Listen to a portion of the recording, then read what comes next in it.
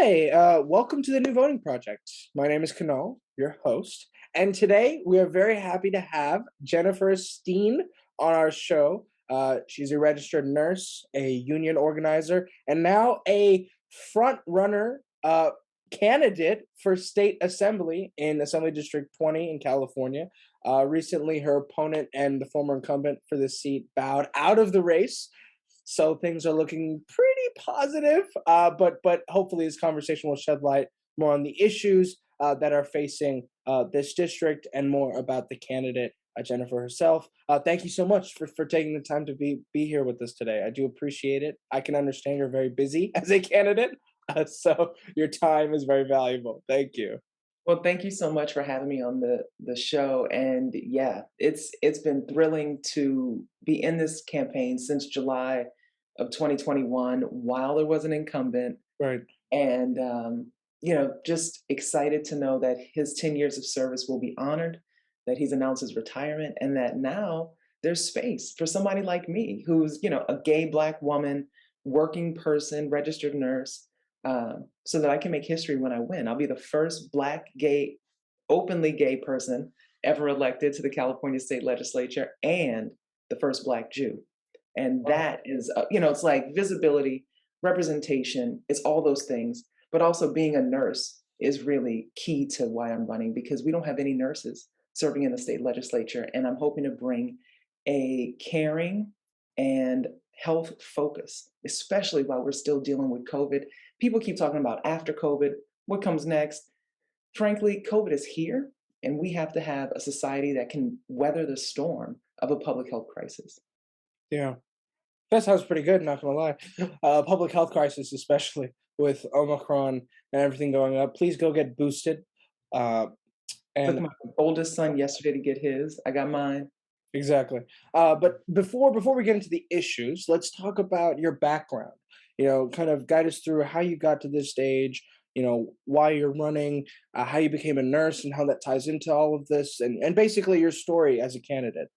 All right, I'll give you the short version because I know folks want to hear the long version. They should come to a meet and greet, come to an event, and I'll tell you everything. But basically, I grew up in New Orleans, Louisiana, which, if you remember Hurricane Katrina, people standing on rooftops during a natural disaster saying, help us," is kind of a poor city. Like it's a beautiful place to visit. I'm happy it's my home. My family's still there, and I love it. But when I was 20 and I had finished college, I had a 1 year old, and I was like, I need to get out of here. Like, I need to move to a place where there's more opportunity.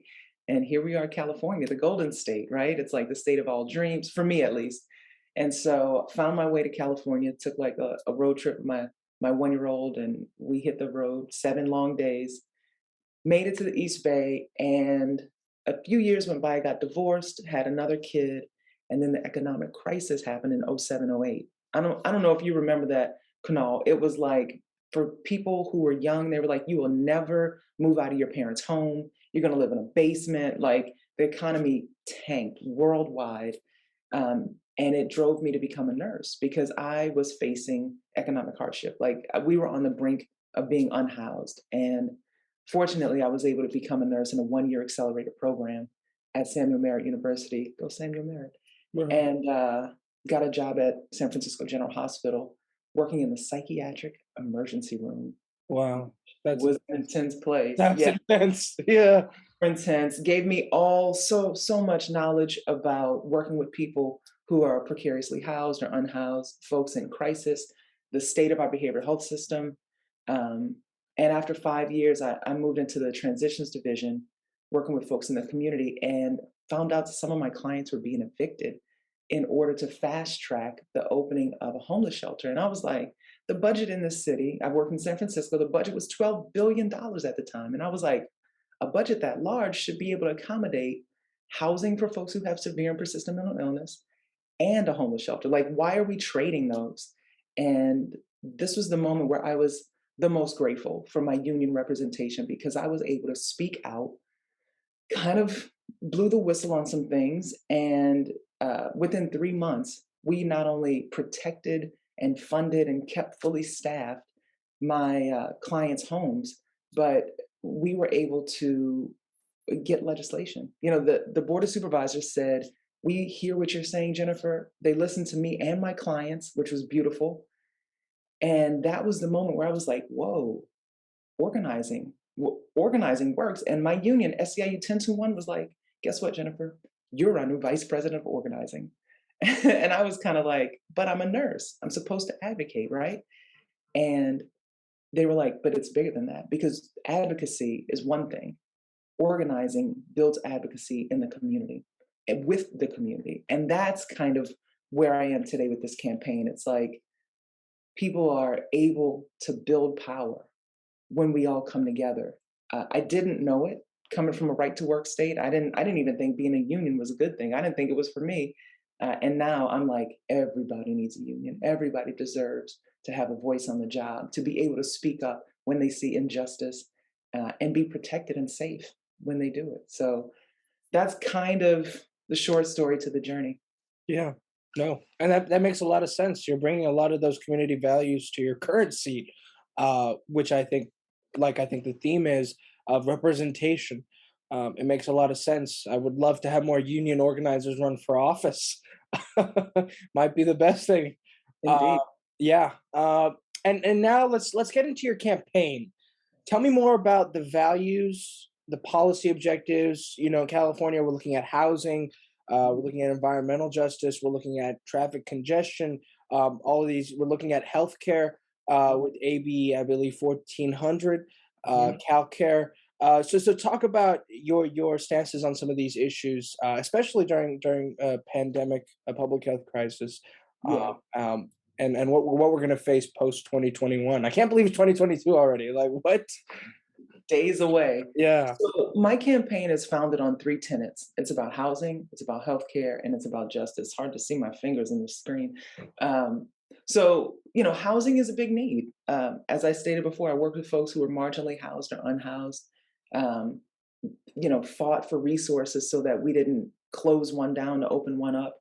And I think that, in this state of great wealth, in this Bay Area where the wealth concentration is so high, it's imperative that we are able to house everyone who lives in our communities.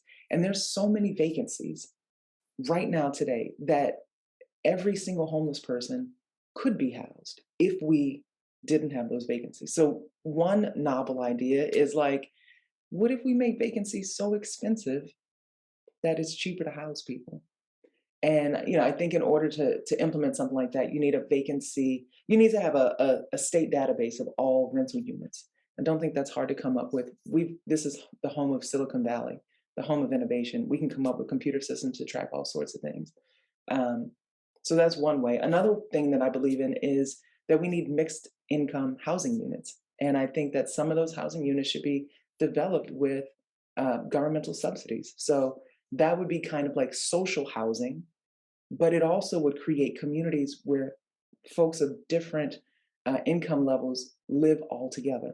And when we bring in different income levels, that's like code word for saying mix up the races also. Like we're not just going to have housing developments that are following the old racist model of redlining and steering and segregated communities, because that has an impact on our educational system.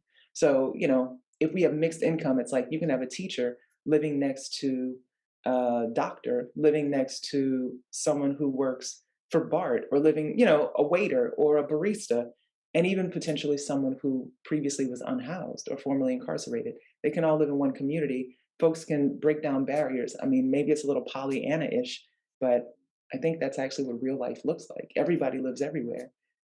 That's what community is. So I think that that's possible. Um, for healthcare, I just believe that yes, we have to have universal healthcare for everyone, regardless of your employment status, whether you're self-employed, unemployed, or underemployed, and regardless of your immigration status. Everybody deserves. I think that we all want the same thing, which is to be able to go to the doctor and leave and not have a bill. Pretty simple. And because I'm a psych nurse, I see behavioral health expansion as key to our public health expansion as well. Um, and the little piece I mentioned about education and the taxes that come from real estate and property tax, which funds our educational system, I think we also have to make sure that as we are educating our young folks, as we are educating people who are already adults and maybe need to be retrained, that we incentivize their path into professions that are high need. Like right now, medical professions. We need people who could be doctors and nurses badly, especially during this COVID crisis where folks are um, really, really burned out. And we also need people who can provide behavioral health care. I think the conversation around the state and the country is so many people are in crisis. Folks have to dial 911. Right here in Alameda County, home to 80/20 to the district I'm running in, we're home to the most 5150s per capita in the state. And what a 5150 is, for folks who don't know, it's the police code for an involuntary psych hold. So if you dial 911 and you're like, I'm in trouble, I need behavioral health care, because you don't know who else to call, they take you to the hospital where I used to work, to the psychiatric emergency room in the back of a police car, wearing handcuffs, and that's your entry to getting help while you're in crisis. And I think we can do better than that. But we also have to have providers. You know, the police aren't the best trained people to provide behavioral health care. Clinicians are, psychologists, social workers, therapists, and we have to incentivize those folks to come into the workforce and to um, do that. They need to have like no student loans. Thank you, Joe Biden, for giving us another 6 months. But you know, people need their education to be free. Like there are ways that we can do this, and all of that will have beautiful impacts on our Cal State educational system, on our community college system. Because when we start making sure people can get educated and funding it, we're funding everyone. You know, we're making sure that the CSU system no longer has issues with contract negotiations. We're making sure that the community college system has funding, where right now their enrollment is dropping and it should be increasing. I could go on, but these are some of the ways, and it all kind of weaves together. Yeah. No, that makes a lot of sense in terms of current current issues we're facing, especially on healthcare. I believe that we should have more nurses representing us overall Mhm. in the legislature, especially ones that are union organizers, and especially on education. I feel like I've had Delane Easton on the show, and what we've discussed is that there's a failure and Mhm. lack of sustainable education policy because it's usually the first thing to go when we're talking about budget cuts and whatnot. Even in a state like California.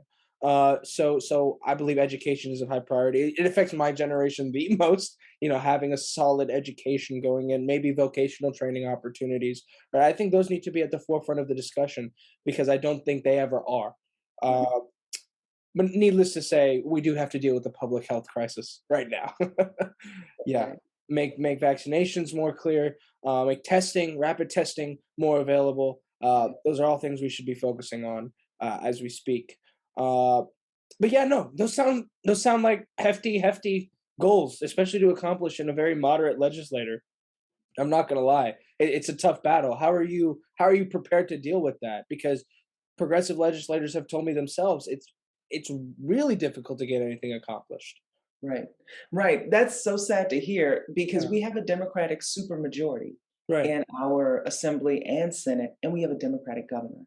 So, you know, the difficulty is part of why I think my union organizing experience will come in handy because, frankly, folks need to be organized. But that doesn't just mean like, hey, legislature, we need you to vote this way. It means sometimes you got to move the public too. Right. When you can move the constituency, when you can move the voters, when you can move public opinion and bring those people to Sacramento, the same way paid lobbyists show up in Sacramento, then you change the equation around pressure. And I think that that's something that I learned through union organizing. It's like when you build pressure, people move. I mean, it's just like in the pipes. You know, like if you have pressure built up under your house and suddenly you release the valve on the tea kettle or whatever, the steam goes up, the whistle goes off, and you see some relief in that pressure. So I kind of want to build up some pressure in our legislature, but I also want to make sure that the people of California have access to the legislature. Um, I want to see folks coming up to the state capitol at least twice a week in shuttle buses from the district so that they can be in the face of every single legislator. And I think that there are community orgs out there that would love to support bringing people for more than just one lobby day a year, but for lobby days consistently, the same way paid lobbyists do. Right now I serve on the Alameda Health System Board of Trustees, and here in Alameda, our health system manages four hospitals: John George, which is our psych hospital; Highland Hospital, our level one trauma center; uh, Alameda Hospital and San Leandro Hospital, and more than 300 SNF beds for folks when they're in recovery, um, and for elder care. And in the role, I also chair the finance committee, and it's $1 billion health system. So I currently serve in a role that is moving policy, that is helping to dictate health policy within our county.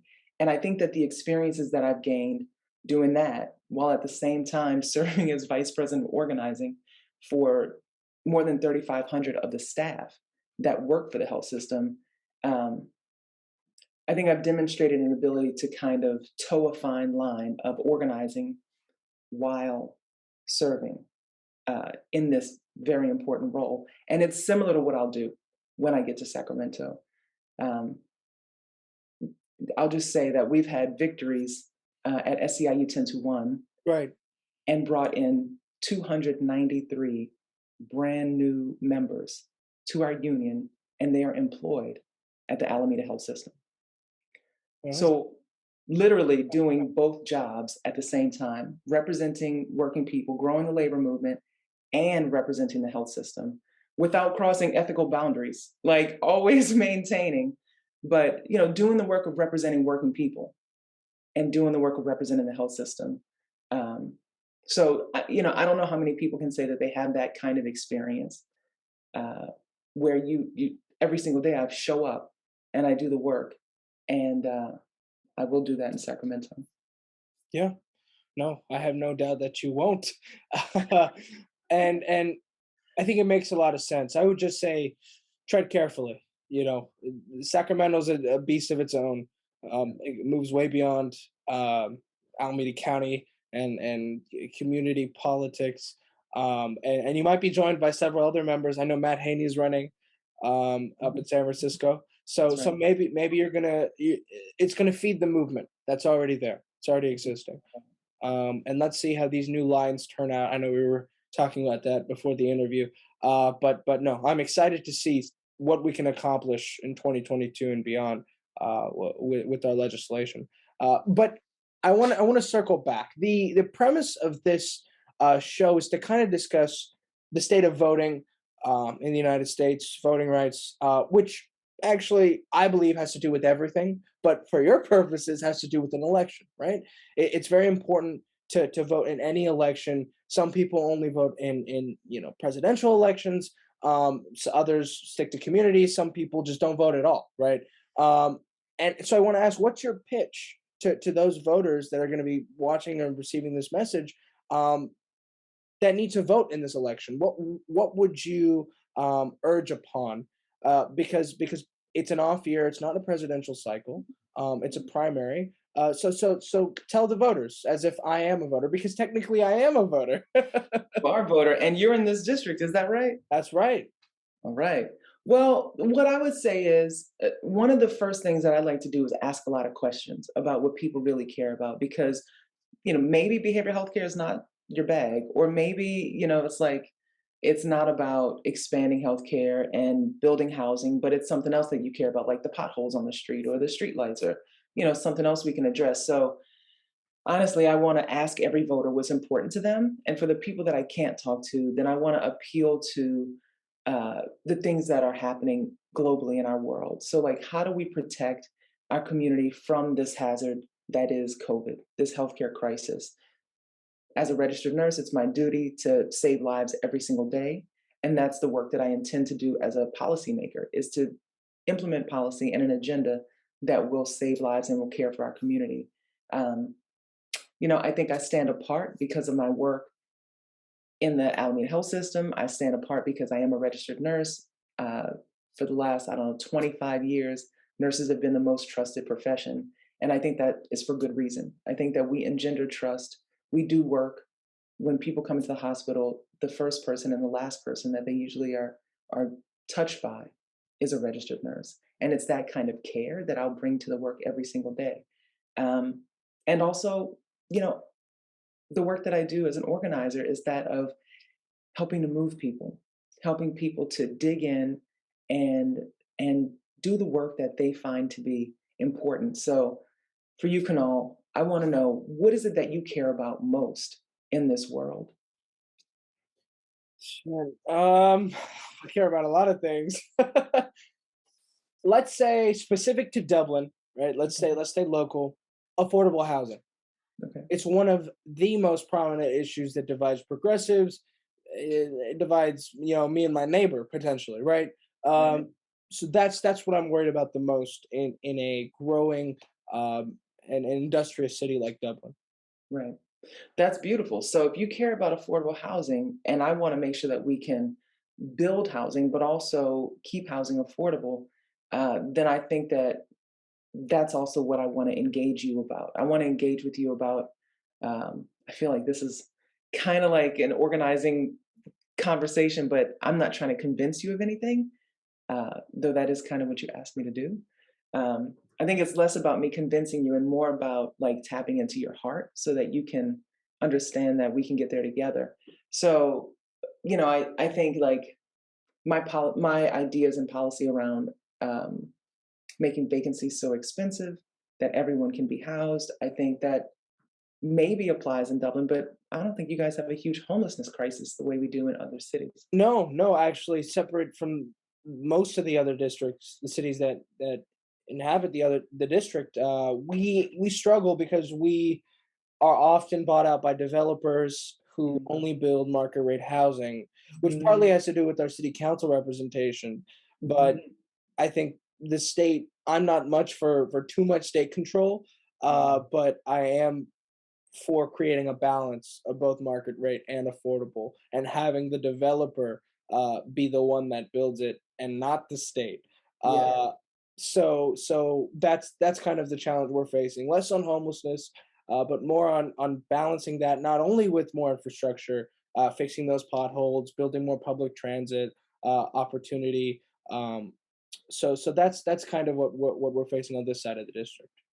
Gotcha. So I love that. I love that you want to see the developers build it.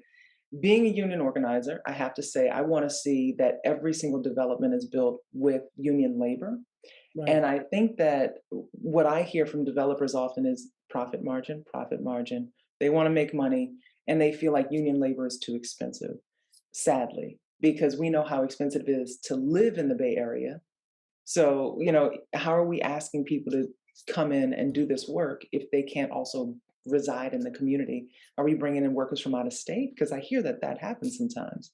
And I find that to be deplorable and disgusting. Um, I think everybody should be able to live where they work.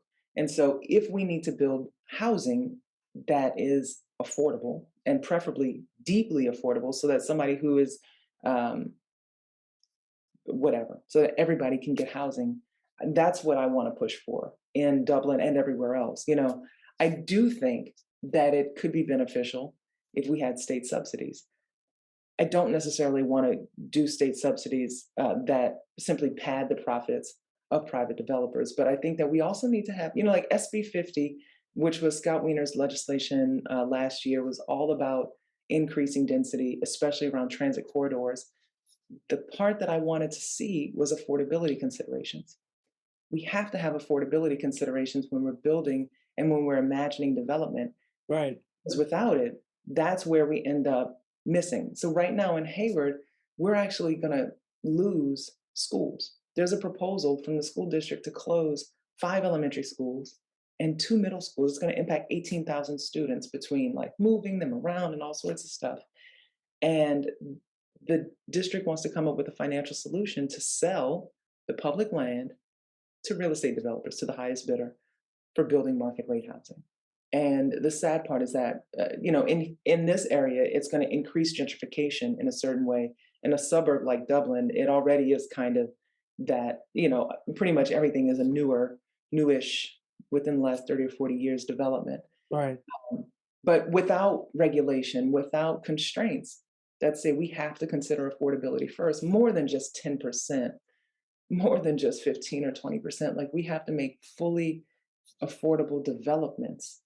We have to invest in it. And I don't think it's going to happen if we don't force it, because market rate housing is profit, even if it sits vacant. You know, how much market rate housing have we built in a city like San Francisco and it's vacant? But we have people that are homeless right next door to the construction, to the buildings. Right. So, I think that's where I come in. Tell me what you think of that. No, I think it makes a lot of sense. I I am a big proponent of creating housing that matches, certain demographics as well, and also salaries. So, my teachers who work at the public schools here in Dublin can't afford to live in Dublin. Hmm. That's seniors. I've heard. It's very difficult for them. They're on a very fixed income. They don't have the Silicon Valley, money that floods into these cities because people need to live here to commute to those areas. Uh, and that's kind of what Dublin is. It's kind of like this hub to where folks who work in South Bay, San Jose, tech, or they, transit to San Francisco. That's kind of where the city lies. And yes, we're creating new jobs. Companies are moving out here, but that's also what we're facing is the influence of tech, corporate influence in our elections. And I'm not sure how much the legislature can address that, but having one more clean money candidate uh, be a representative in Sacramento isn't the worst thing as far as I can tell. Uh, so I think it sounds pretty good for now. Well, I'm glad that it sounds good. I think it's not simple. It's not cookie cutter. And you're right. We do have to focus on making sure we have places for teachers, nurses, firefighters, police. Everybody needs to be able to live where they work. Um, and, I don't know that I would want to shape policy to the current demographic, or if I would want to shape policy that creates a demographic. Yeah, Because I think what we see in some areas is that they are homogenous, exactly. and the homogeneity of the people doesn't match the socioeconomic situation. Like you said, we got seniors, we got fixed income folks, we got folks who are nurses and teachers, and the socioeconomic piece sometimes matches race lines, sometimes it doesn't. But if we're going to have a community, then we really have to make space for everyone. Exactly. Because what happens when you have the person who's making your coffee down the street, they definitely need a place to live too. And it used to be where we would say teachers, firefighters, police, public servants. Those are the people we're going to go for. Community first responders, Right. and those people absolutely need to be prioritized. I'm a nurse. I would love to have housing that I could afford. And fortunately, I've been in my home for 6 years now.